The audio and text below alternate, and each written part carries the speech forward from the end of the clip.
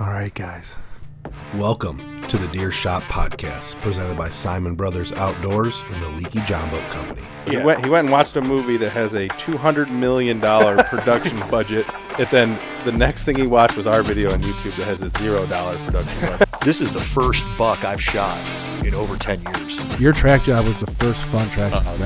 That kind of like, I think part of my life was influenced by that night. Then you miss him 3 times with a rifle at 70 yards on video for the whole world to see. That's what Caleb did. 5 years ago, we couldn't shoot a deer at 100 yards with a slug gun. Now you're shooting turkeys at 100 yards with a shotgun. Joey takes The shop is closing up. Make sure he takes all his right antlers. You can't leave anything. Deer Shop Podcast, episode 145. Whoa. Me and Isaac in the studio today in the Deer Shop. Sunday, July 5th. Rainy Sunday, July 5th. I am slightly hungover. I'm not. I am tired because work has sucked this last couple weeks. Heat stretch, man. We just had that 4 or 5 day stretch of 90 here in Northeast Ohio, and I know other people in the Northeast probably have experienced it too, and has it been brutal. A few things I noticed from our amateur farming knowledge. Beans that were higher than 6 inches seem to have shot up. Beans that were lower than 6 inches look like they might have died. Dead. So what's going on across? I'm staring across the shop right now at the bean field across the street, and so I can't even see any beans in that field. So the same thing happened with my yard, and I think it is from. So they kind of tilled it up before they planted the beans. Yep. They didn't do a no-till. Yep. Crabgrass. Yeah. Or whatever grass is. I don't even know what they call that when you till up the land. It's like a old seed that gets brought back to the surface. Yeah. And in this, it looks like grass. It looks like a golf course. Yeah, like that bean field looks like a golf course. So there is beans. I would assume they're going to need to spray Roundup on them ASAP. Well, if we get these 4 or 5 days of rain and heat right now, it probably get them beans to shoot up high enough to where they can survive that kind of thing. It must be some sort of native. It's like a crabgrass because my whole yard, I seeded my yard with, I don't know, fescue, some kind of fancy grass, but it's like crabgrass that's growing and it looks exactly the same as the fields. So it must be some sort of seed from the past. I seen some of your some Snapchats from your house last night, 4th of July party. Yeah, there was 30 people there. I was working. Too much work. Too many fires in this heat. My God. I know firemen shouldn't complain about ever having fires, but it's too hot for fires. It's too hot for fires. It's too hot for fires. The rain is here, though, and we needed it. It poured. Real It's going to rain again in a little bit. Yeah, today's going to be a washout. I'm gonna work on my office downstairs at my new house a lot to try and get the hunting studio into closer shape because we need to start editing films. We got some films coming out this fall that I really need to get editing.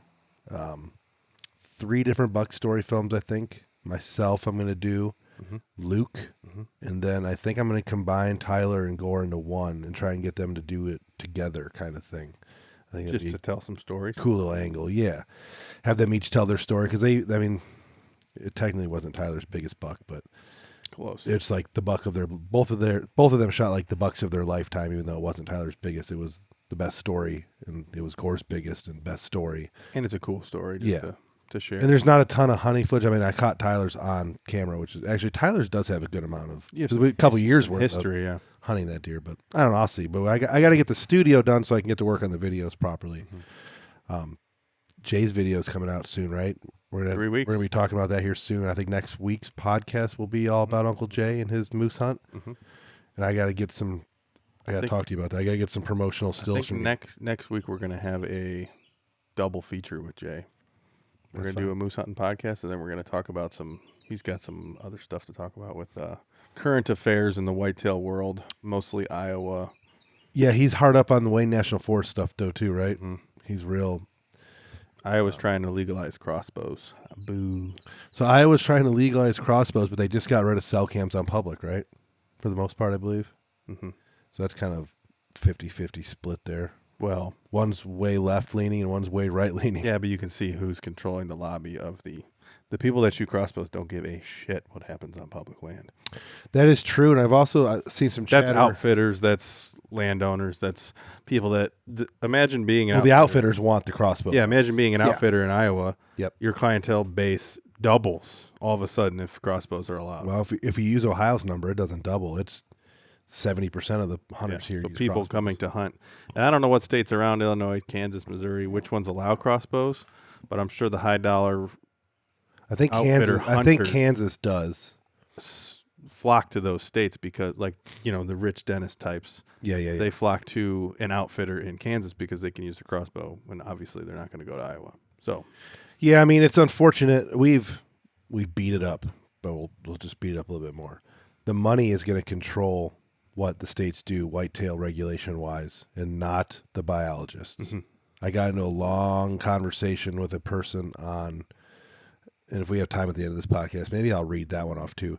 Long conversation with a gentleman about baiting on Steven Ziegler's page on Rack Junkies. Well, we already know that money, if biologists controlled, they could all sit down and decide that, hey, baiting's not good for the turkeys, baiting's not good for the waterfowl, baiting's not good for the deer, and they could outlaw it tomorrow. But that simply doesn't happen because of the people that are actually in control. And the money. We have to remind ourselves that we are the 30%. Yeah, we are only 30% of guys are using regular bows in Ohio, and less than that are using regular bows and not hunting bucks over bait. Yeah, and so the people that work for the Wildlife Council would be insane to just vilify to cater to us 75% of the hunting population overnight. Obviously, they're not going to do that. This back and forth I had with this gentleman on Rack Junkies was just every time I said something, he would take. There was a couple key points that he would just always throw back in my face. He'd like laugh and be like, "See, you are." He's like, "I'm glad you said what you did because it just goes to show that you only care about you and you don't care about me." And then I was trying to find a nice way to state why should I care about, like, I have to care about me first and then you. Like, I'm not a Catholic priest. My goal on this planet is not to make everyone else around me happy. I literally spend my entire working career helping other catering people to other people in their times of need. So when it becomes my time where I'm not on the clock and I'm not doing my civic duty, I want my hunting to be good first. And I can promise you, based on all the conversations that we've had, all the reading I've done over the years, if I can make my hunting better, the trickle down effect will make your hunting better. Yeah, it helps because we're trying to make our style of hunting easier and better and more fruitful. Yeah, if I want to have 5 mature bucks running around, the entire populace. If I want 5 mature bucks to be running around on our farm for us to kill, I can only shoot 1. Mm-hmm. That means there's 4 more for my neighbor, as opposed to every year there's only 1 mature buck because everyone's baiting corn piles, crossbows, blinds, shooting the suburban hunting, shooting 2 and 3-year-olds. There's only 1 mature buck that all of us are hunting. Like, what if Caleb's idea of having lots of mature bucks for everyone to hunt came to fruition? But they won't. This gentleman would not drop if you can plant a food plot, there's no difference between me throwing out corn. And like, we just went in circles and circles and circles for 2 days of commenting. And he couldn't grasp the fact that dumping corn in a muddy pile on the ground is a lot different than planting 1 acre of corn and letting it stand. Mm-hmm. Like, he could not see a difference in that. He's like, corn is corn. I don't understand. And I'm like, holy shit, man. Like, that corn's only going to be matured for the deer to eat after a certain point. It creates cover, it creates oxygen, it creates bedding, it creates soil improvement, or takes some stuff out of the soil for other crop improvement. And then once that corn hardens and matures and gets eaten by all the critters, because it's spread out over 1 acre, not just one little pile, then it's gone. So the deer are only exposed to it for a certain amount of time, and then their stomachs can return back to, swallowing sticks and, dried acorn shells and all that shit, as opposed to you just dumping pile after pile for 365 days a year in one spot, and then finding 5 dead fawns on your property, wondering what happened. How could this deer have died? It wasn't that hard of a winter. Well, it only ate corn after it drank milk, and then it died. Yeah, and we're trying to return deer to as much of natural browse as we can. Correct. I mean, we don't even plant it like. And he was using, your 5 acre food plot of corn is that's 17,000 pounds of corn. And I'm like, whoa, I've never met a single person. And we know a lot of people that hunt that planted 5 acres of corn for the deer and just left it. I mean, maybe 1 or 2 guys we know, but there's thousands of hunters we know and 2 did it. So that's a stupid analogy. Not everyone's just going to go out and plant a 5 acre cornfield. First, it'll cost them about $5,000 to do between seed, fertilizer, work, diesel, all that. I tried to explain to this guy, like, imagine if you were a young, impressionable child, like a younger deer, or even, and it could be any age, but just imagine you're a 2.5-year-old buck, and you're a young kid, and you have some place where every day when you go there, there's just ice cream cone There's just unlimited ice cream cones in this one spot every single day. Yeah, it's got a little bit of carbohydrates and some sugar, but it doesn't have the full gamut of things that you need. And if you stop and eat that ice cream cone every single day, what happens to your health? Do you become dependent on that ice cream cone? And then what if the ice cream cone dries up? Yeah, it's just he couldn't understand that analogy either. He's like, nope. You know, and it's like, okay, that's fair that you're not going to accept it, but it's mind numbing. It's mind numbing getting in these debates on social media about the hunting ethics. We're trying to hunt and kill deer in their natural habitat, which here in Northeast Ohio, the natural habitat is row crops, woods, thickets, all that. So I know you can make the argument that shooting deer in a crop field is not its natural element, right? But here in Northeast Ohio, these fields have been around for 200-300 years. I mean, the Native Americans were planting corn. Yeah, so this is kind of their natural environment. Yeah. Opposed to the heavy bait hunters are basically shooting livestock. They're training them like livestock, and now they're putting antibiotics in the feed. They're putting all this. It's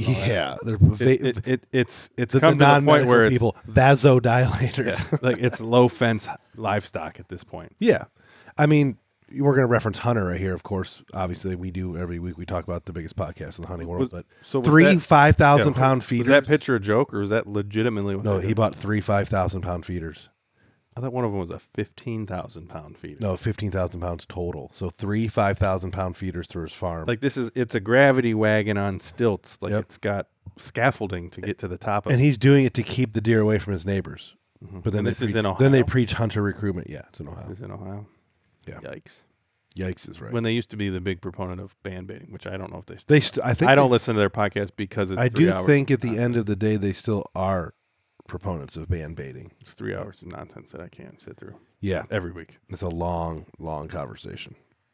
Uncle Jay wanted me to throw in real quick. I misspoke about his shirts and the AI. He doesn't use just AI for his shirts, but he uses it for the arrangements and the ads and all that stuff. Yeah, so I do apologize, Jay. AI boo. I asked him if he wanted me to edit that out of the last podcast. He was like, nah, just say something. We had a short conversation about AI in that group chat with him.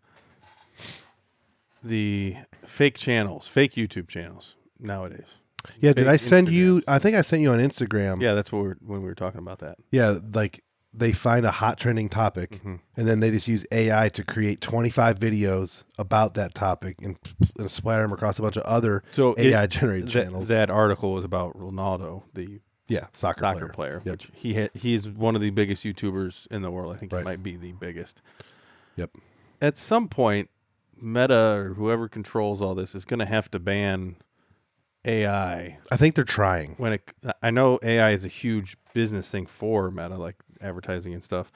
But when you're using AI to deliberately make money off of other people's fame and riches, it seems like we can't post a video with a Turnpike Troubadour song in it because we can't make money off that. How can people post videos literally about this person with this person's face? So they're trying. Sometimes that person talking with AI.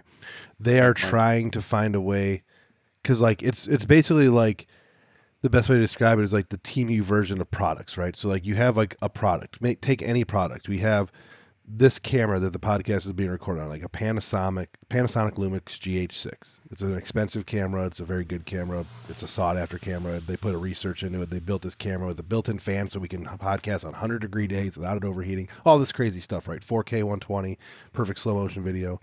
Well, then TeamU, or a lot of it is Japanese and Chinese companies, because America doesn't have the ability to manufacture them. TeamU builds a camera that has the same exact specifications for half the price. And then someone else builds one that somewhat closer specifications for a third of the price. And they're all selling these cameras, and they sell enough of those off-brand cameras like this one to stay in business. Like this AI faceless channel you're talking about was making $25,000 a month in profits, doing nothing, typing in codes, having them generate, and then post it. Yeah, making fake videos about Ronaldo, saying how Ronaldo has ruined soccer, and then an AI video of how that's happened. And it's stuff like that is starting to happen in the hunting world. There was that one group, and I'm not going to try and knock these guys because I'm sure they listen from time to time or they've heard of the podcast. They were onboarding in bow hunting. I think they're called don't misquote Matt. Maybe The Search or something like that. They had that video with the AI generated thumbnail of the hole in the hornbuck getting hit by a train, and they're making a lot of videos on interesting topics like the General, the hole in the hornbuck, the Missouri But Monarch. it's all they're AI produced videos. rendered videos. Yep, AI rendered videos for the most part produced. Like they're using AI to build their storyline and show the hole in the hornbuck walking around because it's easy to generate that in AI.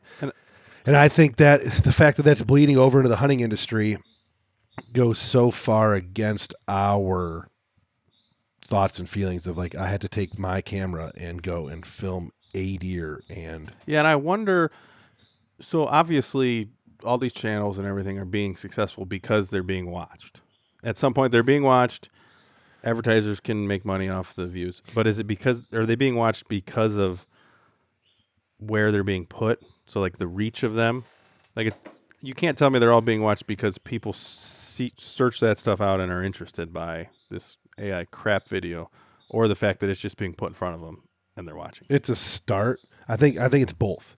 So they're obviously paying for ad space and advertising, but right now soccer, Ronaldo, all that stuff is so Huge because of the World Cup. It's so big that like you're just gonna type in Ronaldo videos on YouTube and like X amount are gonna pop up, and maybe it's up to us as the consumer to change some of that. Because I fall in the trap all the time. Instagram, I will be scrolling, and then you'll get one of those AI videos. It's basically the background's like a stock video playing, and then there's words on the screen. It's either someone narrating or just words, like telling a compelling story of some kind. right. So you get sucked into this video like haphazardly, like Right. against your will almost. And it's all just bullshit. And then I always like reading the comments like, oh, this story's not even true, or the Right. history fact is not true. I mean, that's just where we're at as a country and as a nation and as consumers and as we are members of the social media crowd. We're creating stuff. All those things are happening, and this is a huge part of what is going to be here to stay for a long and it's time. a billion dollar market to come up with these videos that seek Right. people's attention. Like, and they've cracked the algorithm so much that like you're being, you're watching these videos without even noticing. Because Yeah, and I think you could make an argument that it helps people like us because more people utilizing YouTube is going to make everything more valuable. Any social media, TikTok, Instagram, Facebook, YouTube, more traffic there is going to create more ad revenue. So like Granted, it does help, but granted, we are in the movement of producing real content, real things that we do, yeah, real products. everything's real. I haven't used AI yet. We talked about, I think it was the last podcast, I talked about like maybe starting to use it a little bit to help arrange my thumbnails, similar to Jay did with his t-shirts. But then now we sit here and talk about this for 20 minutes. It pisses me off, and I don't want to do it. And- But I could make some sweet fucking thumbnails with AI. Yeah, and I did just a little. I do it every once in a while. I did a little search. So incognito browser, so no cookies, no past search history, no I nothing. only use that for one thing. Incognito browser.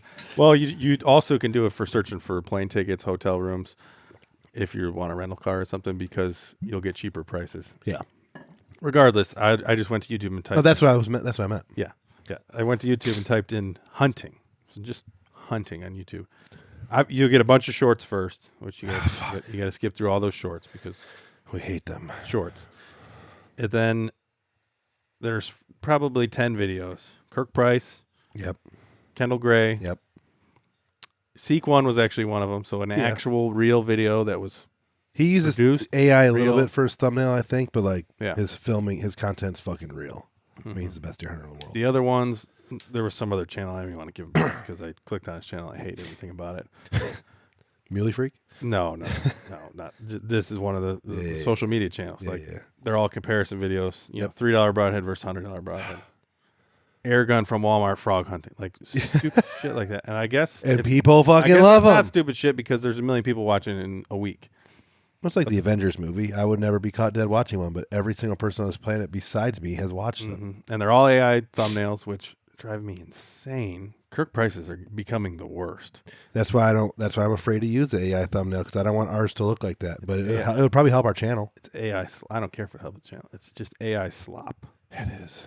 And I know it's just AI, but they all look the same. It's like a font thing, and like a You can just tell washed out, instantly, like instantly. super saturated colors. The fonts are all the same. Like it's obviously it's ChatGPT or whatever program you're using. Yeah. And gosh, it's driving me insane. That being said, hardly noticeable on YouTube commented, guess it was a good try. Fair try on the video. 34 minutes, 33 of it were updates. Yeah. Not exactly entertaining. FBI could get good face recognition on the shooter. Wolves or none, been hunting elk for weeks without bugles. Had some years they crank up with 3 days left, and the first rifle guys have it made. Lots of reasons they don't. Heat, moon, pressure, water, food, cattle. Doesn't help to have 3 or 4 trailers at the trailhead. If they were large trailers, probably an outfitter has a couple of camps around as well. Curious the quiver setup. Looked like it was on the wrong side of the bow for the shooter when he knocked an arrow. Said first time bow hunting elk, it was evident. Lots of plans made fail before they start. Elk are where the elk are. Not deer where they can be patterned. Her bugle's an estimated 2 miles away. Seems like a long way. Good luck with the smoke pole. Something says you'll be back at that. That was to you. Yeah, that was on one of them. a Solo video elk, on, maybe? a video on an Idaho hunt from it was years before that. Okay. Broadhead was the right, or not broadhead. Quiver was the right quiver for the bow. It was on upside down because limb-driven rest. It couldn't work the way. Okay. But yeah, old video. The guy was spot on with everything he said.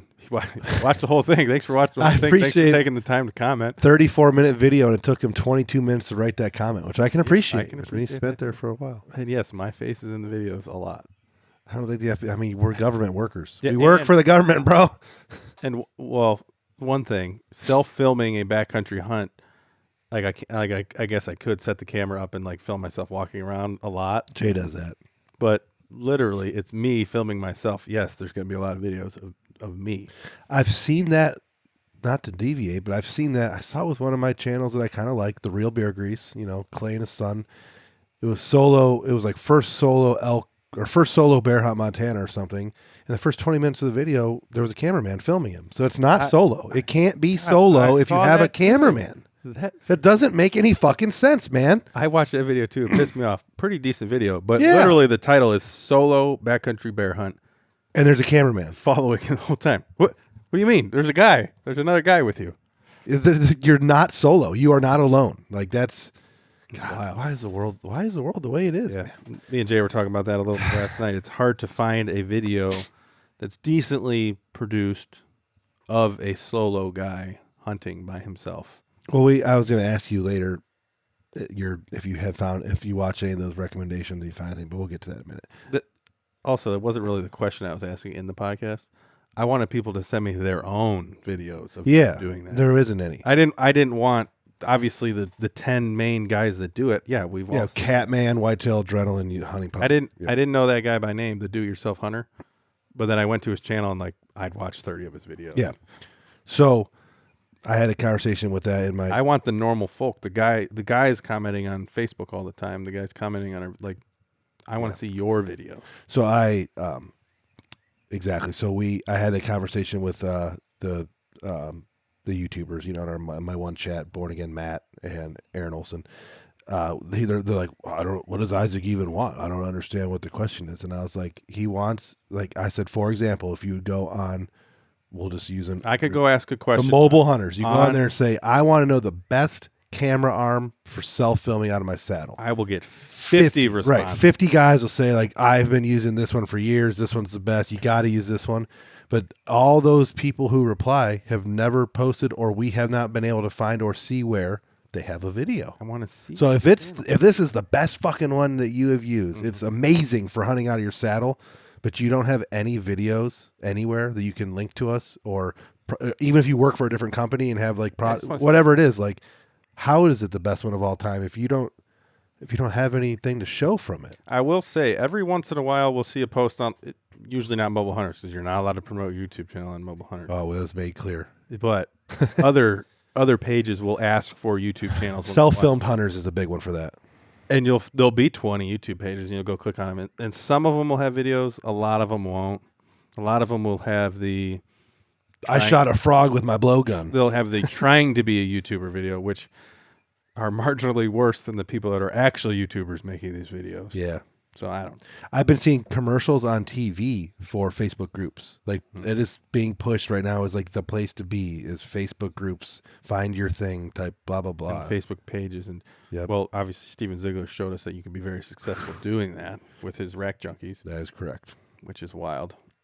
Steve Barnard. I think he's the guy we yelled at for saying it's harder to shoot a crossbow than a bow. He keeps I coming mean, he back, is the which is guy. cool. Yeah, he said one more reply. He came in straight from behind the tree, bedded, then walked dead away on the same path. Love your vids, and the only podcast I watch. Fuck yeah, Hey, right on. right on, yeah, right on. And in brother. that circumstance, yes, I guess hunting with a crossbow would be harder. I guess you could just kind of. Maybe he's using one of those like Excaliburs with the like recurve limbs. Maybe. Jeff Coons. A couple of knobs talking about their deer. Great way to burn an hour on a Monday afternoon. Keep up the great work, guys. Thanks. Local guy, right? Yeah. Yeah. Thanks, brother. Wildlife for you. Holy misinformation, Batman. So many things stated on this podcast about EHD and CWD are absolutely horse crap. Try inviting an actual disease specialist on the podcast next time. That was a reply to Zach Haas in the EHD one we did a couple weeks ago, and the guy never replied back. I stated, well, I would love to hear what you think is horse crap. Yeah, and Zach Haas even. Yep. And commented there on was it. no reply. I mean, I would like to hear what that person seems When it to comes think. to waterborne whitetail diseases, I don't know if there is much more of an expert than Zach Haas. I don't think so either. I was texting back and forth with him this week. Like he's about the guy we brought on to talk about it. the last couple of years. Yeah, he's the known expert. He's So the guy who provides Lee Lakowski his personal Yeah. water consults. So we didn't speculate. I was texting back and forth with Zach about some of the other companies, and I won't name them yet. I might bash them later for fun, but there's like they're coming up with defense type stuff for water. You know, all these companies are now jumping on board, and like he said, the stuff they put in there is bad. Like these people are not doing any proper research. They're basically making mineral water, which is toxic to animals. Did you talk about your pond? Yeah. You put in the chemicals that he Yep. told you to, and then all of a sudden, Oh, it's beautiful. it's gorgeous. We need to do the same at the lake. I gotta call Tom from Monster X and buy a bunch of it. Gotcha. DEGAN. So it's either Degan or DGen. Could be DGen. Capital DEGAN. Great podcast. I always enjoy these. I need that tan hat on the table. This guy, he's talking about this dude right here. I already have the turkey camp version. So these were limited edition first But- runs we ever made.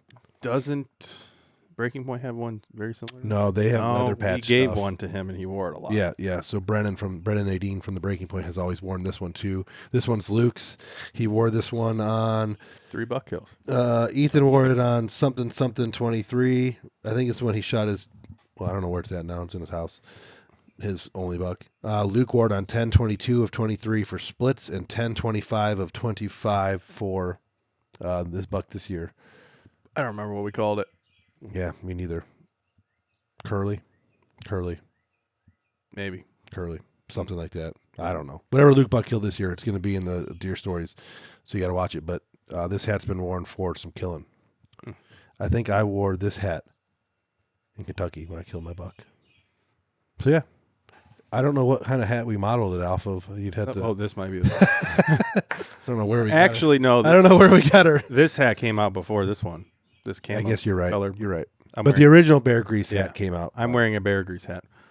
Go to the Leaky, check out his stuff. He's got some new drops. Yes, there's a lot of new stuff. He's been working on it a lot. Yeah, he was talking last night. There might be some big changes coming. Again. Yeah, but I won't talk about it. He was supposed to be on the podcast today. No reply from Luke. Oh, there it is. Wait a minute. What'd he say? He has replied. He was supposed to be here today, and then I texted him about 1,000,000 times. He's unfucking his chicken coop. I'll talk to Kyle. We should be able to do a farmer pod. You know, it's too late now for this week because we're doing it right now as we speak, dog. Yeah. Tis it.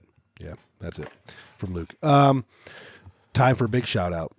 I got a message on the Siman Brothers Outdoors. Well, Matt did because Matt's the one who reads the messages. He's on our this moderator. Facebook from Scott Prell from Michigan. Fourth generation deer camp owner, says he loves wearing the deer camp hats and you know the whole deer camp culture. Loves watching our show, and he said since he lives in Michigan and he's a Detroit Lions fan. He said fuck the Packers, and then he sent me a bottle of Luca Marlono Ambassador 86 bourbon, which was signed by Antonio Freeman himself. freaking cool. Yeah, it's at home. I don't have it here in the shop. I want to keep it in temperature-controlled environment in my office, where the other expensive bottles of whiskey, besides those ones we have up there that are rotting away in this heat. But Yeah, they're fine. yeah, I mean that's a bottle. I mean, I'll never even be able to open it. Well, if the Packers win the Super Bowl again, you could probably drink it. Yeah, I guess, and then just keep it because it's. I mean, that's one of the cooler things we've ever got from a viewer. You know how I like collectibles. They're cool, but it's still whiskey. Yeah, I know. You're gonna have whiskey that you can't drink. Maybe I will drink it for like playoff game or Super Bowl or something. If Packers make the Super Bowl, I will open up the bottle of the Ambassador 86. Antonio Freeman is the dude that was like the primary receiver in the 90s with Brett Favre, him and Robert Brooks, after Sterling Sharp had his career-ending injury. Caught the 81-yard touchdown in the Super Bowl in 96 that Green Bay won for a long time. It was the longest in Super Bowl history until Muhsin Muhammad broke it with the Panthers. And then he caught the famous Al Michaels. He did what? Monday Night Football, Hail Mary pass that bounced off like two people, and then he caught it off his shoulder. And then his son currently is on Team USA for the World Cup and scored a goal in the second round. Which they play tomorrow. They play tomorrow, which we'll probably be watching it. But yes, thank you, Scott. That was obviously way beyond generous. He sent me a note with it that I have at home too. Basically, he was at a bar where they showed up and started doing bottle giveaways, and Antonio Freeman was there and started signing them. And he obviously took one and had one, but as a Detroit Lions fan, it just it's like I saw Randy Jackson. I'm not going to have him sign something. Yeah, I just had this sword on me. Sign my katana. Yeah, same kind of deal. And that reminds us, and I pulled it out so she or her husband can hear it or see it. Brandy Maines, we bought a bunch of Wise Eyes off her, and she was kind enough last year to give us, send us a custom turkey feather photo frame, and it is here in the shop. It's usually up here on the top shelf behind some of these antlers. It's cool. It's got a picture of me, Matt, and Isaac with the gobbler we killed. Oh God, I don't know, back here behind the shop. Shit, look at those cameras. I know. Look at those cameras and that gun. This is still using that gun. The original GoPro, the Hero 960. Wasn't even HD. Yep. But Brandy, we have your picture frame up here, and then I remember reading the exchange. We owe your husband a deer camp hat, so we got to find another one of these that doesn't have special meaning and send it to your husband. So Jeff Coons or whoever, the guy that wants one of them, is gonna be mad that we don't. Just looking at the camera setup, we were fucking cool back then. Have a GoPro on its own tripod, shit. I mean, we with a scope on. We literally do the same exact stuff now. That turkey was killed, 12 years ago, 14 years ago. I mean, I still have that hoodie, and that hat. Right on. Fuck it, hell yeah, man. But thank you, Brandy. It's here. When you watch the podcast in the future, you might not see it in some shots depending on how we're cropped, but it's up there on the top shelf all the time. Are we? What was I going to ask? Oh, are you going to shout out Browning for anything? I haven't. I was just having it right now. Are you waiting? I'm going to wait. I sent a box of how many? 18? 16 trail cameras. You to figured Browning. out that it was $2,700 worth of trail cameras. I sent $2,700 worth MSRP of trail cameras to Browning. Broken cameras that don't work. And I told them, this is $2,700 worth of cameras. I don't expect you to give me $2,700 worth of cameras in return, but I want something to be done because this is absolutely insane. Well, this is after much contact that they did say they were going to fix some of them. Yeah, they agreed to fix the broken Fresnel lenses. So basically every Browning I have that I bought from 2020 to now, 2019 and now, which I know is 6-7 years now. Geez, 7 years. But there's some that are even newer than that. Every single one I've bought after a year or two in the woods, because we leave them in the woods year round, because I run cameras year round, because we're diehard hunters who run a podcast and a YouTube channel and a trail camera channel. But every single one, the Fresnel lens dries out and cracks out. And then the camera is rendered useless. Mm-hmm. It's getting a runaway trigger. It's by the sun. It's no longer waterproof. So like $2,700 worth of busted cameras. I sent in a huge box to Browning. It cost me $25 to ship it. I left them a typed note and I said, "Fix this." Yeah, it'd be different if it was like a replaceable part or something they decided to fix. But like, yeah, you can't fix it. Like a year in the woods, they're rendered useless. And like I said, I don't expect them to send me a gift card for $2,700 or $2,700 worth of cameras. There's some are old and things wear down and get used. I understand all that. I'm not asking for free shit. We're going to get a 15% off coupon. Yeah. I'm going to get 2 cameras that they fix the lens on, and then they're going to send me back the rest broken, and they're going to say, you can take 15% off your next purchase off our MSRP store price. A non-Browning cell camera or a non-Browning video camera that's non-cell, I should say, a non-cell Browning video camera that takes the HD video are $170 now. Yikes. I can't afford to buy 10 of those anymore. What's the point? That'd be so. If anyone's listening from Browning, help us out. Yeah, do something, please. So I can get these cameras in the woods. I leave them all year. And we've been giving you guys free advertising for years. Years. Most, except for the cell cam stuff, which is the last few years, all of our video, really most of the video, Trail camera- 95% of Yeah. the video is from your trail cameras. Correct. We post it and for free, and we don't even get discounts and nothing. So help a brother out. Help a brother out. I got Family Dream Farms being edited right now. Really. Hold on. I'm back. Had a cough. Family Dream Farms being edited right now. 2 this week. 1 on my house. 1 on here. Maybe even 2 out here. We got a lot of content from here. I've been slacking on the editing because I've been working so damn much. But we're gonna get 2 Family Dream Farms out this week, and then Check those out. because we got to the point where I think this is the 5th week in a row where we've only had a podcast on the channel. So like 5 straight weeks of just podcasts, kind of hurting the audience a little bit. I know they want to see some shit. Been all right. This time of year's rough. Yeah, I mean, it used to be one of our favorite times of year, but we just don't have time to dick around on tractors anymore. You know. Mm-hmm. But this is going to help our hunting. We've talked about it last time in the woods. 100%. Dad has a propane furnace now. He doesn't have to cut wood every day. Yeah, there's things that are happening. Caught some trespassers last night on our one permission farm on trail camera. I mean, it's kids with a gun in the woods at 2:00 in the morning having fun, so you can't really hate on that. It's pretty cool. Just stay out of our buck bedding. Are you doing anything at your new house this year for hunting wise, or is it just going to be a house? No, I mean, I planted a whole line of screening. I have the field sort of like it's like an 1.5 acres ish. It's a pretty good size area. So I'm gonna plant something in August. Yeah, because we've ran cell cameras and trail cameras at your house, and you didn't have a house there until always now, mature but bucks. at your house for the last 3 years, and there's always been a mature shooter. And then last year there was. So yeah, I'm gonna do something. I'm gonna do it late August. I don't know what I'm gonna plant. I maybe just an assortment. Just If put anybody has a any- blind in there and just see what's I've happening. seen a lot of things. Plant different kinds of beans and peas. Planting sunflowers. Yeah. Planting red clover. Obviously, the Nebraska turnip, beets, all that crap. I know we have. So I don't know. I know we have 2 podcasts planned with Jay this upcoming week, but I also have Al Temechko online. Maybe I'll Come ask do him. one about food plot stuff. He was going to be here today, but his mother-in-law died, so like, obviously that's more important. So Yeah, so I'll ask him. condolences to you, Al, but we'll get you on soon to talk about this vitalized seed. And hopefully he doesn't say they need planted in September because I'm going to be gone for all of September. Well, I mean, I might be able to pop over and do some. Just depends. You never know. Cool. The last thing before I get to, actually, not even close to the last thing. Got a couple more things. Kentucky heated up huge. I know we've talked about, Kentucky. It's where our season starts. We've been running a camera down there. We're getting a little bit more excited.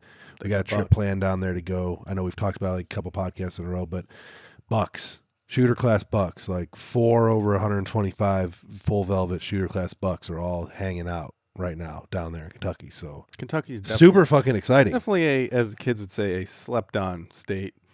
The Hunter podcast Lately. today, the recent one says it's their favorite state to hunt, and they also, I think they're hunting within 25 miles, 10 to 25 miles of where we're at down there, because they said And- they're next to the best muskie fishing lake in Kentucky, which we are too.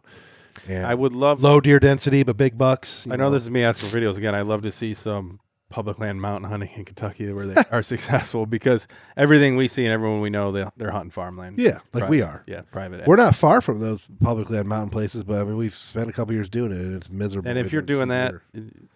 kudos to you, because it's different from PA or West Virginia. Because when you're mountain hunting PA, West Virginia, it is mostly mountains. Yeah. Here, well, where you're in Kentucky, it's those crazy mountains, but then there's ag everywhere. So Yeah. why are they like trying to shoot a deer in September in the heat and the bugs when they could just be down on the river bottom Right. in a bean field? Like we are. Yeah. You know, I think it'd be awesome to be able to live there, so you could spend the entire year scouting, get your cameras out, find the good places, and like kind of get an idea of where to be early season with these bucks. Because when you're just doing the, pick a point on a map, or go spend a week down there, 4 days down there and hunt public, finding a deer that fast and getting on a deer that's worth talking about or making a video about it's impossible. We've done it. We've tried now, and it's impossible. So correct me if I'm wrong. Why don't we see big YouTube channels, big, TV, whatever, located in Kentucky? Like if you put the Iowa, Ohio model and did it in Kentucky, so, planted food plots, managed there are deer, some. The one that if you have a big private ag, there's some. The whitetails, the whitetail heaven outfitters are down there big. because there's no reason why there shouldn't be giants. And then the Untamed is all down there. Yeah. Well, they're West Virginia side, but close. And then I think that there's a YouTube Small Town Hunts, the guys that are like kind of partnered up with the working class bow hunter. That's Kentucky. But why do we? And then like Midwest Whitetail has some staff members out there. And but we don't see any big guys. No, because Kentucky's a very poor state, and a lot of people want to live there. They just don't want to live there. I get that. Is there something happening in Kentucky keeping? Yeah, so they have no crossbows for the first 2 weeks. They have that early archery season, but no crossbows for the first 2 weeks, and then gun season starts in the first weekend of November. So there's only a month and a half of where you can actually hunt with crossbows. So most guys just don't, and then wait till gun season, hunt November with their rifle. So that may be something detriment. So during that September October time period, there's less people in the woods hunting. And then, well, this is proven out west, usually with Montana compared to surrounding states, Colorado. When your rifle season is during peak rut, you have a lot less mature bucks because all those bucks are getting killed. Right? But Kentucky has a topography where, like you said, the river bottom bucks down in the bean fields, they're going to get killed by a rifle hunter if they know what they're doing. You know, we watched Born Again Matt kill a 150-inch buck. Muzzleloader season down there in Beanfield. But if those deer are up in the hills and on public land in the hills in the wood country, having a rifle is not the great equalizer in that terrain. Look at West Virginia. Look how many mature bucks are in West Virginia, even though you can use a rifle. People hunt year-round down there anyways. We get proof of them year after year after year after year. They just don't get killed. Mountain Monster 2.0 is alive in West Virginia. We had Mountain Monster for 3 or 4 years. 4 years. 2.0 for 4 years now. 4 years now. Yep. And then there's others. Wide guy. These are 150-inch mountain deer. Hill deer that they just don't get killed. And you don't hear about them getting killed. No. Look at that guy. You want to jump in and just finish the last 10 minutes with us? I mean, you don't have to. We're almost done. We're almost done. Luke showed up. Luke's behind the camera. He's all sweaty. Oh, yeah. Give us 15 minutes to finish up, and then we'll come out. It's perfect time to segue into what I wanted to segue into. So I'm getting annoyed as an uptaker of social media and deer hunting and YouTube and hunting channels, and I have a stack of hunting DVDs a mile high, and we've been filming hunts since 2009, blah, blah, blah. You guys all know. The fact that you can't be anybody unless you've now killed multiple 200-inch bucks. Like we've evolved to the spot where like you can't even be considered a famous deer hunter unless you've killed multiple 200-inch bucks on film. You know, I don't have a problem with Don Higgins, I'm thankful that he published my article in his magazine last year and stuff, and I'm going to try and do a couple more this year if I can in the fall. He's obviously a great whitetail hunter, knows his stuff, but I watched his video. If you watch the video, when you get a chance, watch his latest video, the Doubting Thomas it's called. It's his 4th 200-inch buck. It just doesn't sit good with me. He just sits there and narrates how, well, you know, I had twin 180-inch bucks and I decided to pass both of them, and then the next year the one didn't show up, but this one did, and you know, for the longest time I figured he wouldn't make 200, so I passed him 3 or 4 times. He's just showing all this perfect footage of a 200-inch buck walking around, and he's like, and then eventually he gave me, you know, one day I decided I think he might just barely break 200, so I decided to go out and take him, and it's like, that's almost like high fence hunting. Livestock. It's I don't know, like it sucks. Is that the ultimate goal where we would like to be? Like have a 200-inch run around here and be okay. Today's the day we can go kill him. I guess you're just trying to be that good per se. That I don't know. It's just like we're trying so hard. You know, we're jacked up about having 125-inch shooters in Kentucky, and we're going to shoot a 130-inch buck here on the home farm every year. And the fact that we have near 150-inch West Virginia mountain bucks at the camp is like the most stimulating thing in the world to us. I think about it every single day. This really waters it down. And this guy wouldn't even look at a 150-inch buck. No. He'd be like, that's a baby. What are you doing? You know, it's wild. He's passing 180s and only. So what's his story? Is he Iowa? Is he where? It's Illinois. He's got huge ranch in Illinois. He's got like a bunch of property, but only like 10% of it's wooded. Maybe 20% of his farm is wooded. The rest is giant ag all around the outside. And how's he keep deer from getting killed year to year? Because other people? They keep. Well, he's the one who builds fences to block neighbors and movement. Three-sided farms. 3-sided farms, and then like the fact that he has all that big ag with just the tiny little wood blocks. Like the deer just stay in those wood blocks until it's time for them to get killed, eat out in the ag, and he does. You know, he is an incredible habitat manager. Obviously, he's grown 4 200-inch bucks, but I don't know. Didn't sit right with me. That's all I'm going to say on that, I guess. Nothing against Don, but the video was a letdown for me. It just wasn't that good, I don't think. Yeah, I have zero interest in watching anything like that. And he narrated over the hunting footage the entire time. Like he He didn't even ever play like a hunt with ambient sound and all that. He just talked over it in studio. It had it in the background. Oh, it's kind of strange. Last thing we're going to talk about is an exchange, and it was going to be the main purpose of this podcast. Still I haven't heard anything about your exchange with this exchange with a lady. I'll leave her name out of it. She might even be famous. I don't know. I didn't click on her profile. I don't care to. On the Hunt Quietly group Instagram. Oh, Instagram. So Matt Ranella's Hunt Quietly Instagram. He made a post, and I'll read the post. In one of the focus groups, the moderator showed participants an image of a female hunter posing with a harvested turkey. The photo was deliberately chosen to be as inoffensive as possible. There was no signs of blood. The hunter was smiling. The image consisted largely of a visually appealing nature scene. The reaction to the image was mostly, but not completely, negative. Some stated that it is exactly why they don't like hunting. One person stated they do not take a selfie when they buy meat at the grocery store. So then my reply to that was... That was Matt's post on Hunt Quietly, basically saying we got to stop posting dead deer on Instagram. We got to not do hunting videos anymore. We need to stay quiet in the shadows. Obviously, this focus group he's talking about is made up mostly of non-hunters. Right. I was probably 200 people from San Francisco. Right. Yeah. So my reply was, and I did some research, 76% of the American public approves of hunting. That is an overwhelming majority. You're never going to make that number a 100%. So why do we need to start catering to the remaining 24%? And then this lady replied, and her replies are long, so bear with me. Siman Brothers Outdoors. Hunters make up 4.8% of the population and only 4% of eligible voters and less than half vote. So really, we're 2% of voters.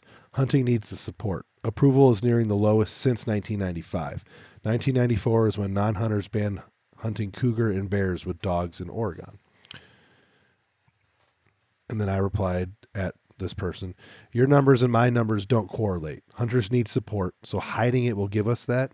Sweep it quietly under the rug so it lives a little longer. And then her reply at Siman Brothers Outdoors. The latest available U.S. survey data I found shows 73% in 2025. A 2023 survey reported 77%. In 1995, it was 73%. Whatever you go by, it trends down from the 81%, which I guess was the all-time high of approval. That's a pretty slim margin. Yeah. Ups and downs. The decline comes from multiple things like demographics, gun politics, and a disconnect from food online. Online, the worst images get the most attention, not the best, and non-hunters often don't see the full context of hunting. It isn't about hiding hunting. It's about not turning it into a spectacle. Avoid looking like killing for clicks. The meat industry doesn't post slaughterhouse or dead animal photos because they're disturbing and make people think about food, not killing. That's why you see clean, wrapped meat on the shelves, not carcasses. Imagine a package with a dead cow and a butcher behind it. They still kill animals, but they don't make it the focus, and it isn't all over the internet in the algorithms. How does posting grip and grins and videos of dead and dying game benefit saving hunters' traditions, conservation, and access? To me, it's entirely a brag. Clicks and for money, for the monetized accounts. I've never understood why strangers on the internet need to see an animal I got or how it benefits hunting. So right there, before we go any farther, she's like reading off of like the Hunt Quietly Matt Ranella's script of things that we don't like. Like, this is the Bible of things we hate. Grip and grins, monetized accounts. As hunters, we have to stay relevant. I would argue, and she said, and I'll have a reply to this obviously, but hearing that comment now, thinking about it, I would argue that every single person that goes to the store and buys meat that was slaughtered and packaged knows what happened there. Mm-hmm. So they are okay with it. And so, so she's saying 4% of the population are our hunters. But 4% of the general population hunts, but 77% approve of it. That is a huge margin in a good way. And just in our lifetime, so I was thinking about this the other day, actually. PETA. Yeah. People for the ethical. They used to always get thrown around, 10, 15 years ago, like PETA's going to ban hunting, ban guns, whatever. Have you heard PETA? Have you seen PETA in mainstream at all, ever? No, I mean, they still put up their, like, it's more now the ASPCA, which is for pets, because PETA fucked up when it got found out and made public that PETA put down more dogs than any other organization on the planet. So, like, PETA, people with the ethical treatment of animals killed more dogs than any other organization or hunters or any group ever. So they were the ones that were saying we need to save the animals and treat them ethically, and we also are going to euthanize more than anyone else. And I think as hunters, we've done an awesome job of showing how hunters are what is keeping wildlife where it's at, and keeping conservation where it's at, and funding Correct. all this. That we're the only ones. A general consensus that the average person knows that. We are the only ones who do it. Yeah.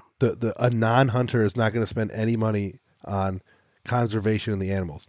So like you could argue, the Pittman-Robertson Act, which we know everything's being investigated now and where the money actually goes, but the Pittman-Robertson Act helps us generate funds for national forests and all this stuff. And I think that we need to do a better job, not we, but the state organizations need to do a better job when they have a horseback riding trail, a mountain biking trail, hiking trail. Get money from the non-hunters. The scenic overlook. They need to have a big sign saying paid for in part by hunting license. Yes. Because that needs to be posted. So every hippie hiker, which I'm one of them, you run half marathons. So every hippie hiker that's going to that sees that, driving their Subaru, whatever, sees that, oh, this trailhead was paid for partially by hunters. Or almost fully by hunters. It will be fully. So like you could argue that like a lot of non-hunters spend their money at the national parks, which benefits wildlife in an amazing way. It does, but there's no hunting going on there whatsoever, and there's a lot of rules. And, show me the money that Hoka Shoes or Brooks Shoes or Patagonia has given to opening up this hiking. Patagonia gives all their money to climbers who then desecrate national monuments by putting in their climbing ropes. Patagonia's a no right now because of it's a big thing. The Dean Potter stuff. No, the Patagonia, which is that's a river range, right? No, well, there is a person named Patagonia. Okay. Patagonia. Okay. She's I don't know, or she. Okay. Yeah. So Patagonia is fighting with that crowd, right? Well, I just watched it, and people are like, "What the hell, Dean Potter? What are you guys talking about?" So Patagonia is an outdoor apparel brand. The Dark Wizard was Dean Potter. He was a famous rock climber, and then turned into a paraglider and wingsuit salesman and flyer and all that stuff. He was their number one. Him and his wife at the time were the number one sponsored guys for Patagonia, like their ambassadors in the 2000s, early 2000s, late 90s. And then he desecrated a national monument illegally and got in trouble, and then they had to drop him, and then he ended up dying in a wingsuit accident. But that's where they spend their money. Regardless, if hunting approval is at an all-time high of 81%, and we're still sitting at 77% with all the shit that's happened in this world, that's a gigantic win that the liberals and the anti-hunters were only able to squeeze out 4% of hatred, 4% to flip the other way in history. I mean, that's an insane. That's why I have such a hard time believing the Hunt Quietly method, because they are not right in their logic. So them saying that all this stuff we're doing, us having a hunting podcast and showing dead animals on the wall, is ruining the hunter support. Numbers show that it's probably declining at a lesser rate than everything else on average is declining. Mm-hmm. Only lose 4% over X amount of years. That's great. And you look at mainstream media. We're still right over now, 3/4 of the public approve of us. Mainstream media, they're not coming after bear hunters like they were in the past. They're not coming. I know they're trying to take certain states' hunting rights away. Yeah, Oregon's a big one, and that's politically based. It has nothing to do with the general population or the hunters. But it's just you're the powers that be that got in trouble or got in power. You're going to tell me that hunting quietly in Oregon is more beneficial productive than picketing, advertising, hunting loudly, campaigning, going to the meetings, right? Mm-hmm. Hunt loudly. So my reply to her was, it's actually pretty simple. Human beings need entertainment. To tell millions of hunters that they are not allowed to enjoy their favorite pastime in such a way just because we lost at most 8% and currently 4% since the 1970s is asinine. I'll argue that the more we hide in the shadows to appease the other 23%, the easier it'll be to get rid of our way of life, because out of sight, out of mind. Thankfully, companies like Yeti have started incorporating into its mainstream media again. On the Super Bowl commercial, when you see a Superman, hunting mule deer, full draw on a fucking mule deer. Fuck yeah, dude. Her reply to me at Siman Brothers Outdoors. Also, how did hunters entertain themselves pre-social media? Have we really gotten that bad and don't know how? And how was the approval rate higher in the decades with no internet or social media? My dad, an Oregonian, which this is starting to be part of I can see why she's so involved, has no clue who Cameron Hames is and has never consumed social media content. Yet he's not suffering from a lack of entertainment. We don't require hunting influencers in their content. I don't follow any. My husband doesn't use social media, and we're just doing just fine over here. Then she replied again, a double reply. Ooh, got her. Double reply at Siman Brothers Outdoors. I was on a bike ride yesterday and accidentally deleted my reply. The 8-point drop since 2021 happened while social media hunting content exploded, not while it disappeared. I don't advocate to hide hunting. My point is a dead animal, a clip of it being shot and running to its death, or something distasteful like that Aaron Snyder coyote video doesn't actually help hunting in its support. We haven't talked about that yet. We will. Those posts don't bring in new conservation funding, they don't open more land or help access, and they don't make non-hunters feel hunting is ethical or necessary. They do give algorithms exactly what they want. Likes, comments, shock, and outrage. That's what spreads, not the story of the meat and the meals, the land or the tradition. Share the stuff all you want. And as a hunter, personally, I've never been entertained by watching strangers kill game. But for your argument's sake, post and consume hunting content. For your argument's sake, post and consume hunting content. Never said you couldn't. I specifically point to killing and dead game. Society has shifted over the decades, and many don't want to see it again. How do photos with dead animals or video of its death online improve hunting and its approval? And why does the meat industry typically hide slaughter and posing with dead beef, cows, chickens, and pigs if it carries no negative weight or beneficial to the public support of farming, ranching, and the meat industry? If the goal is entertainment to hunters, sure. But if the goal is to protect hunting's future, then I ask, does the content serve tradition, conservation, and access, or does it serve bragging, clicks, and money? For many people and almost all hunting influencers, the answer is the latter. She has a problem. Yeah, go ahead. She's a rat. She's a worm. She's a what do you call that? Spy. She's a spy. She's a Benedict Arnold. She's trying. As far as I'm concerned, from this little post that I've read, she's trying to be on the inside to reduce our impact, basically. Yeah, she's a mole. Yeah. She keeps saying the same key things. Clicks, brags, bragging. You're going to love my reply to her after this, but she brings up Ken Hames and Aaron Snyder. Okay, you bring up two controversial celebrities. It's like talking about pedophiles and bringing up Michael Jackson all the time. We're just going to keep bringing up Michael Jackson because everyone knows who he was. It's like, you got to stop using the clickbaity fucking terms and words and give me an actual argument. Which, at this current point, there's nothing wrong with Cam Haines we know about. Aaron Snyder's another. Well, Matt Ranella, who, let's be honest, he will never admit it because he's too much of an ego, but he's mad that his brother became more famous than him for hunting online, so then he decided to go against it. He's only mad because people liked his brother more. Matt, I'm sorry. People like Steve more than you. You cannot accept that. But you're going to sit behind a keyboard. Yeah, and do the same shit. And say that Steven Ranella has not had a positive impact on hunting. You are insane. Yeah, you obviously don't know the millions of people who tune into his show all the time. And the influence. Millions. To go hunt out west. To go do those. To eat wild game. To do all. I mean, he's been doing this stuff for decades. And we could argue his show isn't what it used to be, obviously. And obviously, if he wasn't there, somebody else would have just stepped in there. So it's not like he's the savior. It's not like he's Jesus and blah, blah, blah. Right. But he did do that. He's the one that did that. Yes. He's the one that made it so huge. And Matt's just jealous. And he'll never publicly admit it. But it is what it is. I don't know. Maybe he has. Who knows? So my reply, see, you're just concerned about a few big names that Matt has made into personal mission to parade around as bad advocates of the sport. For many, many years, you could find photographs of dead animals with a smiling hunter in hardware stores, restaurants, bait shops, magazines, newspapers, barbershops, anywhere someone who enjoys that would congregate and or consume media. It has always been prevalent. Social media created a way for anyone and everyone to become outraged and voice their opinion to the public in the American way. But here's the thing. Who cares? Hunting is not going anywhere. Pictures of dead bears are not the reason Oregon is having problems. It's because of who lives there and who votes there. Living your life to appease others' feelings is a cowardly and not the way many, many hunters choose to live. The movement to hide hunting because social media is bad is going to harm our sport, not help it. And then Jessica, the person, living to appease others is not what I said, and calling restraint of what you share publicly online is cowardice is a lazy take. Again, I never said to hide hunting. My point has always been about whether certain public content helps or hurts hunting, and more importantly, how it contributes to its image, conservation, and access. It doesn't, and the part you keep avoiding. The Cam Haines example wasn't about disliking big names. It directly addressed your claim that hunters need social media for entertainment. They don't. Plenty of hunters live completely outside influencer culture and social media. Hunting participation, knowledge, and enjoyment doesn't depend on online personalities whatsoever. We did without it until recently. Hunting doesn't need influencer theater to stay alive. If the claim is that graphic, dead, and dying game content is broadly beneficial for the public, then it's fair to ask why the meat industry, once again, just keeps... What's up with the meat industry? Yeah, I don't know. Everyone's eating meat, so what the fuck do you care? I don't know. Doesn't post the most graphic version of reality. I mean, we go into butcher shop. We butcher our own...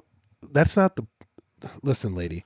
That's not the point. The point is what I want to see. I don't care what the 23% that hate hunting want to see. I do not have to appease them. Whatever I do, I don't have to do it to make them happy whatsoever. It's what I want to see. I will walk into a butcher shop and watch my steak being cut. We have butchered hundreds of deer in this room. So I don't know why you keep saying that, well, we hide butchering. We hide butchering. I'm sure all those anti-hunting organizations would love if nobody posted trophy shots online anymore. Right. Are you insane? They would, oh my God. That's why I'm thinking that something ain't right here. The answer is obvious. Most industries understand audience branding and optics. They don't post the most inflammatory content just because it exists. They use restraint. Who cares what they think? Well, public perception matters when hunting relies on social acceptance and access. Think carefully about what is posted because outsiders do judge hunting content. The debate is not whether hunters should be ashamed. It is whether all content is equally smart or helpful. You keep reframing my statements and taking them out of context here. Print magazines and photos were limited reach media. They were seen by people who chose to pick up a magazine or walk into that store. Social media can push an image to millions of strangers in minutes. As you said, the people who enjoyed that were the ones already choosing to consume it. Like any public-facing movement, hunting should think about how it presents itself. Some content builds understanding, then some content just creates unnecessary backlash. The reaction to this coyote video drives my point home. Once again, she's talking about Aaron Snyder and his stupid video of a coyote. How'd Jay take that? What? The Aaron Snyder content. Not well. Yeah. Because that's one of his heroes, right? Yeah. Sorry, I Google searched the name of this person. Yeah. And I'm seeing some of her other comments on... Hunt Quietly? Yeah. If you were to look, and I said back to her, if you were to look at my profile, what would you say about it? Does it present hunting in a good light and a bad light, unnecessary, tasteful? Someone else commented, maybe her other page, I don't know, there's a different one. The concern is that in 2021, the general public had an 81% approval of legal hunting. The number is down to 72% in 2026, so the numbers keep going back and forth, which equates to more than 20 million voting age Americans changed their opinion of hunting in just 6 years. Lower public approval makes it easier for antis to destroy hunting. The hunting community needs to inform the public of the positives, contributions of hunting to win back public acceptance. Learn more at www.idon'tgiveashit.com. And then I replied, it's just ironic that the movement is suggesting we move forward by hiding in the shadows. The issue is bigger than a couple bad internet posts. Access costs and overall experience are all problems with the newer generation. Do you really think the average 18-year-old who's never been involved in hunting is going to be able to figure this out without a mentor? We need positive hunting experiences shared. Yeah. And then the person said, I think you're probably a nice guy and mean well, but your page simply looks like an ad for your podcast and videos. Yes. To some hunters, it might look fine or mostly positive, but to others and non-hunters, it likely looks like you want to film and post for a podcast YouTube. I worked in an industry for 14 years where very few people hunted, so I was surrounded by non-hunters. The meat industry. Most are supportive. Some weren't until we talked about it. So blah, blah, blah. You're not one of those influencers posting their dead animals. Like, she had a bad experience, and she just, I mean, I'm not going to read the rest. She 100% worked in the meat industry. It just keeps going and going and going. She says she hides her accounts so people don't see it, and that was the end of our situation. But the long and short of it is, that's a weird take. I have such a hard time believing that the route to go forward to make hunting more accepted and better in the public eye is to hide it at all costs. Because if you don't see it and you're not exposed to it, you're not going to vote yes for it. It's a little bit of a weird thing to be like a groupie on that page as well. There's a lot of people that are, though. Matt does have himself a following. I'll give him that. So when you go comment against Matt, what he says in one of his videos or posts, he's got like a bunch of followers that will jump on you right away. Yeah, herd mentality. And they love the confrontation. The working class bow reading on his page. Working class bow hunter has them sampled in their intro. Those podcast hosts, they're a little unhinged, and then they ended up making a whole show about it, which is true. But I mean, you're wearing the problem, Matt. Shirt. Yeah, I am. The problem with Matt is he's educated, but he's one of those like dumb educated ones. If you would ever hear this, he'd take super huge offense to that. But he just can't. He can't accept that people don't see it his way, and that right there, when you're so obtuse that you dig into the ground and make fortifications on your obtusity. I don't even know. And if when that's you're a word, strong, argumentative person, Yeah. like, good at arguing, and it you helps. refuse to accept that they have an idea that might be right, and you just instantly hate everything about it and talk down on it all snobbery like, it actually makes you the stupid one. Yeah, it's weird. As dumb as that sounds. You're Coming from a dumb guy. You're calling Matt Ranella stupid. Coming from a dumb fireman. Yeah, a guy with master's degrees, I believe. I'm calling him stupid. Hey. That's okay. Yeah, Matt Ranella, if you want to talk about it, we would love to talk about it with you. I want to believe. I want to say at one time, Uncle Jay had Matt like on the line as possibly doing a podcast with us. But I wonder how that would go. I guess I probably shouldn't call him stupid. I mean, it would be interesting to hear because our opinion as middle class firemen doing this little podcast in Northeast Ohio versus his. Well, the problem with his is, and I don't know what he does for a living. I don't know. Yeah, I don't. I'd have to look at what class of society he currently lives in. Well, the thing is, he purposely does what he preaches against, which is run a hunting social media page, so that he's starting automatically at a point where we could argue with him, like, dude, you're the dumbass that has a hunting social media page, so you're arguing against it, but you have one, even though it's anti show your kill hunting. Yeah, you still have the thing that you're fighting against. So like, what the fuck, dude? Yeah, I guess in order to, I don't even know. I don't know what you do. I didn't wear this shirt on purpose, but it is funny that these guys have them sampled in their intro. Poachers. And then you're wearing a meat eater hat. Yeah. Sorry, man. I just grabbed it. Yeah. Yeah, it's just, I don't know. It's tiring that we had, and I know I should probably refrain from having these interactions with people, but it does sometimes make you feel good about the things that you're doing, like us having a podcast that talks about stuff like this, when you can put the way you feel about it on paper, on type, and send it to someone in a comment thread, or you're having a discussion, and see that it makes sense. You know what I mean? And get the likes. Not that we're looking for likes and clicks, but to see that other people feel the same way, and that's the goal. And it's have more like-minded people like us to support our way of hunting and the hunting culture and deer camp culture and deer hunting, turkey hunting, shed hunting, all that shit. Anti-promotion of hunting to improve hunting. I don't know how that would work. It's very weird. Out of sight, out of mind. Which I don't think works for something that requires... No, because I think if something major came up, like, oh, we're going to ban hunting in Iowa, and no one was talking about it, they could just pass it and there'd be no backlash. And shadow ban. It just happens. So yeah, I'm not in on that. I'm all for the support. I'm all for Jessica and Matt. I am sorry, but I think that you are a bunch of idiots. We love the grip and grins. Show us the grip and grins. It's been a huge part of our life. How many grip and grins are in this room? Yeah, a lot. When we were younger, we would go. It's weird how they don't ever talk about taxidermy either. We would go to Cabela's, the Finn, just to see the taxidermy. Like, that was a huge part of our life. We would go to Mac's Meat Market and take our deer there just to see all the pictures of all the deer. Like, that was the framework of our love for the outdoors. If none of that was there, we probably wouldn't even be hunting now. Yeah, and I mean, I'll give her a little bit of credit. To the point of social media now shows that stuff to everyone and not just the ones that seek it out. Mm-hmm. She might be a little bit right on that. Like, obviously, you don't want someone holding a bear with a spear sticking out of his neck, blood everywhere. Josh Bomar. Well, I don't know if that's specific. That's how he got kicked out of Under Armour. But that's how he got famous in the first place. We are in favor of tasteful grip and grins. We clean it. There's videos of us. It's kind of ironic. There's videos of us cleaning up our deer for the pictures. Into the woods, yeah, cleaning water out their bottles faces and or a beer. Sometimes we use a beer. It doesn't matter, but mostly beer.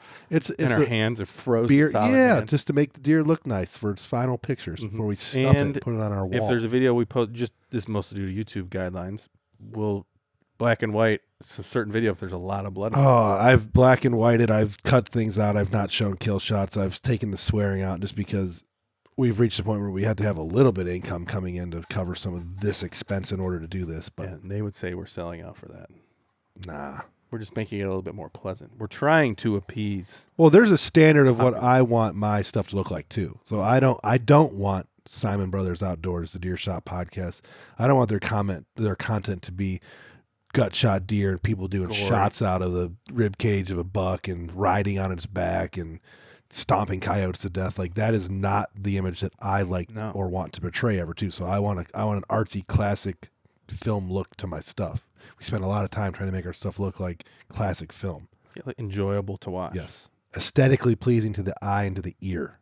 And to be able to watch it 10, 15 years and not feel ashamed of what you did or how you did it. Correct. You want to be able to turn it on for a non-hunter, be like, this is what I do in my spare time, and have be like, that looks really cool. Yeah. Maybe I don't like want the them fact to that understand. maybe I don't want to go kill deer, but man, you make that look real good. Yeah, we want them to understand the message. Not just hide it and not talk about it at dinner parties. That's a big thing coming up with our moose video we're going to post. Yeah, I'm going to start advertising for that. It's going to be catered, which Jay will be able to talk about this a lot more. It's almost going to be catered to the non-hunter. Perfect. So, I'll send it to what's her name. Yeah, see what she says. All right. 145. Deer Shot Podcast, episode 145. Let us know. Let us know. We're out. We're out. See you.